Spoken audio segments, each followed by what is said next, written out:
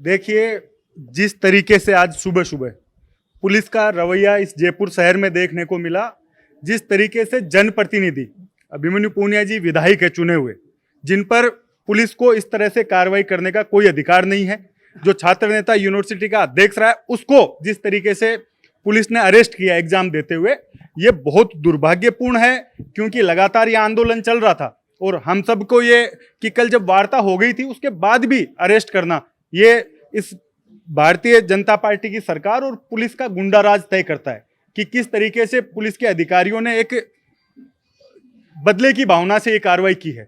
और हम लोगों ने अभी पुलिस कमिश्नर साहब से वार्ता की है कि जब पुलिस कमिश्नर जोसेफ साहब जब कोई मामला होता है उसको ढंग से हैंडल करते हैं, और इनके नीचे के अधिकारी जिस तरीके से एक गुंडई की रणनीति पे एक स्टाइल में आ गए हैं, वो राजस्थान की जनता कभी बर्दाश्त नहीं करेगी। अभी इन्होंने ये कहा है कि हमने जो मुकदमे हुए थे हॉस्पिटल में, उन मुकदमों को हमने दर्ज नहीं किया है, वो मुकदमों में हमें कोई गिरफ्तारी नहीं की। 2022 में हमने गिरफ्तारी की है, लेकिन किस समय आपने गिरफ्तार किया है और क्या माहौल बनाने की आपने कोशिश की है कि पुलिस से अगर कोई आदमी भिड़ेगा उसके खिलाफ हम इस तरीके से बदले की भावना की कार्रवाई करेंगे, ये बहुत निंदनीय है। हम लोगों ने अभी प्रतिनिधि मंडल ने जाके अंदर बात करी है, सचिन पायलट जी ने भी कमिश्नर साहब को फोन करके कहा है कि आप इस मामले को निपटाइए। हम इसके बाद अभी जहां निर्मल चौधरी गिरफ्तार है वहां उससे मुलाकात करेंगे और उसके बाद जो भी रणनीति हमारी रहेगी, अभिमन्यु पूनिया जी, चोपड़ा जी जो वहां आंदोलन में लगातार थे, हम सब लोग ये तय करेंगे कि आगे की आंदोलन की रणनीति क्या बनानी है। नजरबंद नहीं, कोई दूसरे थाने में ले गए, उसका अभी बता रहे हैं। कमिश्नर साहब ने कहा है कि हम लोग आपको बता रहे हैं, वहां जाके आप उससे मिल सकते हैं। तो नजरबंद का नहीं है, लेकिन गांधीनगर थाने में वो नहीं है। कभी आपकी इस तरीके की पुलिस के साथ में भिड़ंत नहीं देखने को मिली जिस तरीके की एक पुलिस की निर्मल के साथ में। अब देखो, क्या ये चीज थी कि आप एथिकली पुलिस से भिड़ते थे? एक यूनिवर्सिटी में आपने भी अपनी राजनीति की है, साथ में जितने भी लोग खड़े हैं उन्होंने भी की है, तो एथिकली राजनीति दिखाई देती थी, पुलिस के साथ एक संवाद करने का तरीका निकल के आता था।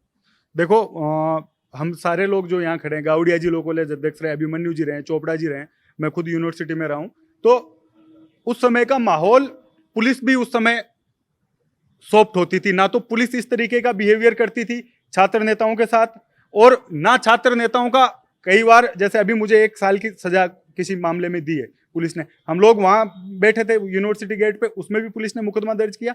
लेकिन आज का समय क्योंकि सोशल मीडिया का, तो उसमें कई चीजें ऐसी वायरल हो जाती है जो उस समय नहीं होती थी।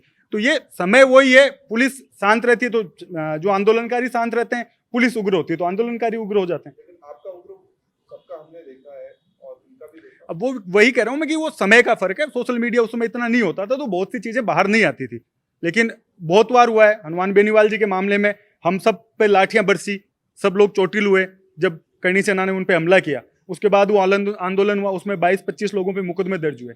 तो उस समय भी ऐसा नहीं कि पुलिस ने बर्बरता नहीं की थी, लेकिन वो समय था कि इतना लोगों के सामने नहीं आ पाता था। आज का समय है कि हर चीज बाहर लोगों के सामने आ जाती है। तो अचानक 3 साल बाद, यही तो कह रहा हूं कि पुलिस ने दुर्भाग्यवश और पुलिस ने बदले की भावना से ये कार्रवाई की है। आप 3 साल पुराना मुकदमा है, जब इसका नॉमिनेशन था, चुनाव लड़ रहा था, उस दिन का ये मुकदमा है।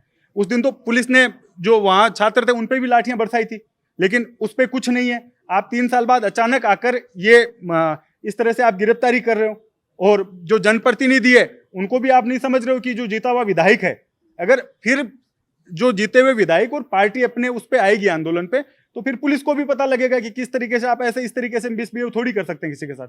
कमिश्नर साहब ने खुद ने कहा है कि भाई अभिमन्यु जी के साथ जो भी बात हुई या वहां से अरेस्ट करने का, डिटेन करने का मामला हुआ, उसको उन्होंने खुद ने भी कहा कि गलत तरीके से हुआ है। आगे हम पुलिस इसका ध्यान रखेगी। हम अभी इस मामले में ये रणनीति बनाएंगे कि आगे का किस तरह से हमें आगे जाना।